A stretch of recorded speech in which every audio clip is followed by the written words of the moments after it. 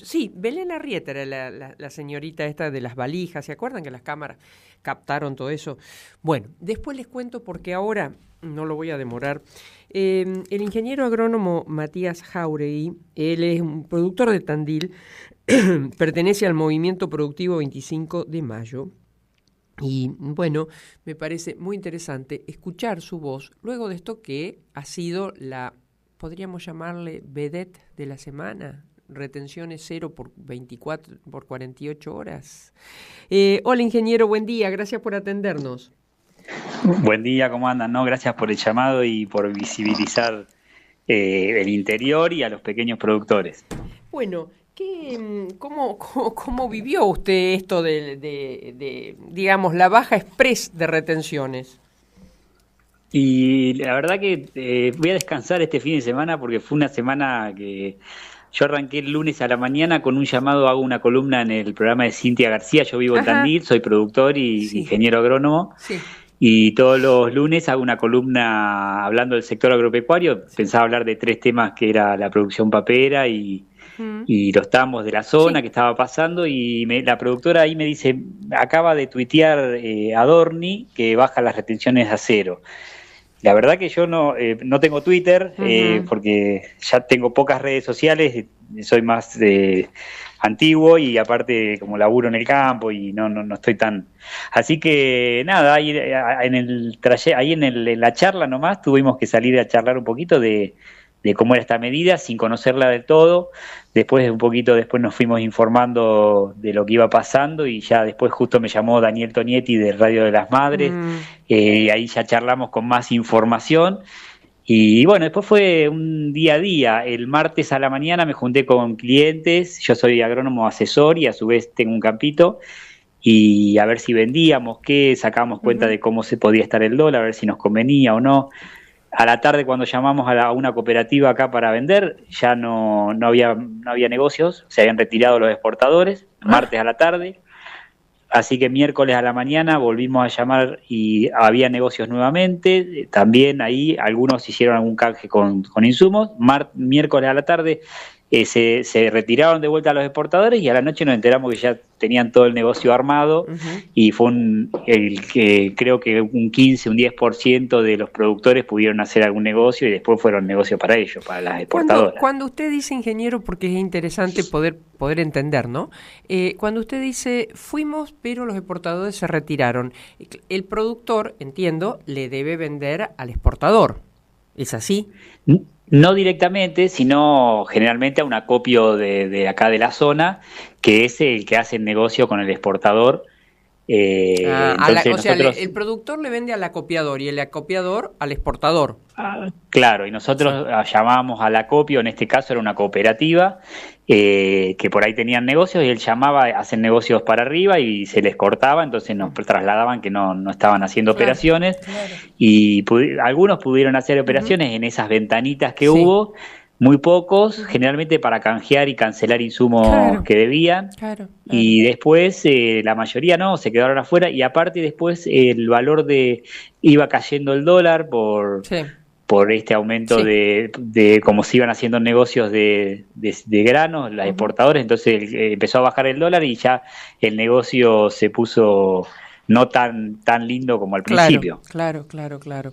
Yo le leí, ingeniero, que usted hizo un trabajo que llamó mucho la atención para muchos, ¿no?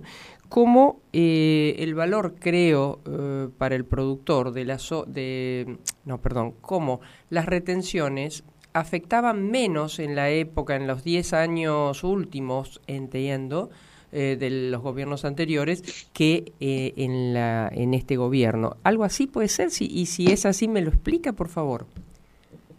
Sí, yo lo que hice un trabajo simple que lo puede hacer cualquier productor. Sí. Yo agarré mis márgenes, los márgenes tomé año 2005, 2015 y 2025.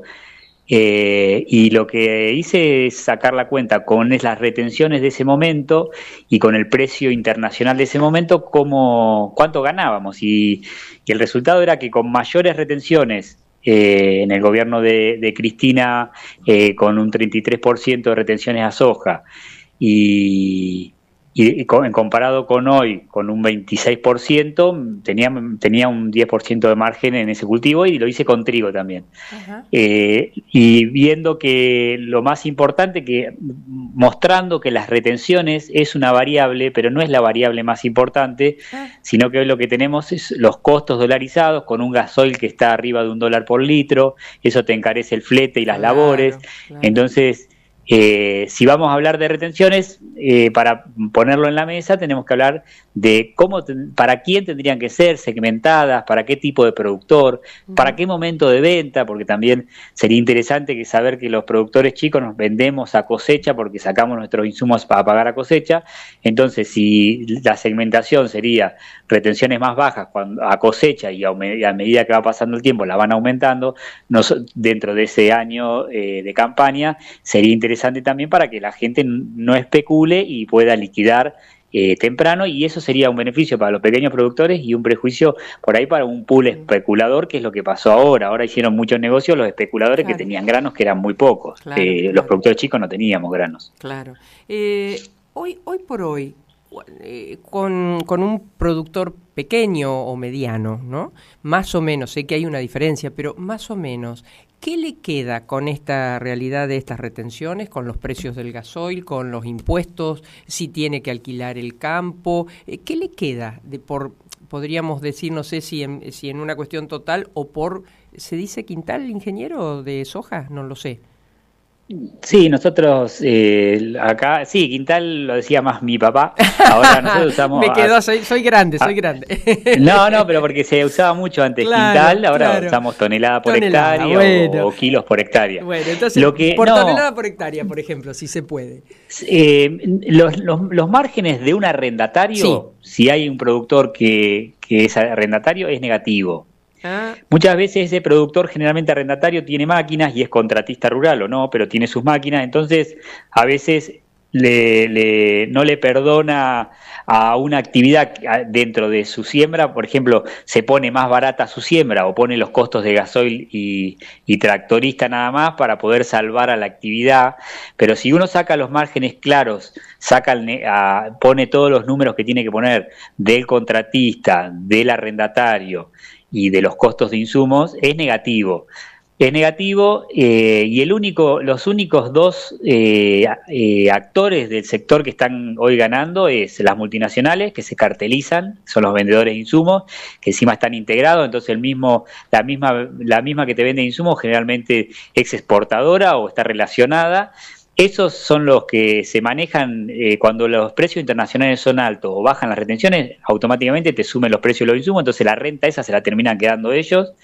Eso es, por un lado, un actor que se lleva una parte de la renta, y el otro los dueños de la tierra. El 70% de la superficie en Argentina se estima que es arrendada, entonces como la tierra es un bien limitado, la verdad que salir a conseguir campo es difícil, entonces se termina pagando valores altos, termina ganando el dueño de la tierra, que vive en las grandes ciudades, rentista, tomando un cafecito y no arriesgando, y la multinacional. Y el arrendatario, con el contratista, con el fletero, son los que la variable de ajuste y los que se quedan con las migas. Claro. Ingeniero, muchísimas gracias por acercarnos a la realidad que, tantos pequeños y medianos productores de nuestro campo argentino viven. No, gracias a ustedes por el llamado y por empezar a comunicar esto. Hoy escuché a varios productores chicos hablando en los medios, y eso está muy bueno, claro, que se empiece a dar otra mirada del campo y que no sea la mirada de la Mesa de Enlace y la Sociedad Rural Argentina, que eso no es el campo, eso es un club de pocos que ya no tendrían que tener representatividad en Argentina, ¿no? Claro. Gracias, un cariño muy grande. Saludos, gracias a ustedes. Buena mañana. Igualmente, hemos hablado con el ingeniero agrónomo Matías Jáuregui. Él es productor en Tandil, como nos dijo, papero creó, por ahí debe estar, además de la soja, ¿no? Porque conoce esto, y integra el movimiento productivo 25 de mayo. Voy a vos, Nico. Pásame tu alias y te transfiero los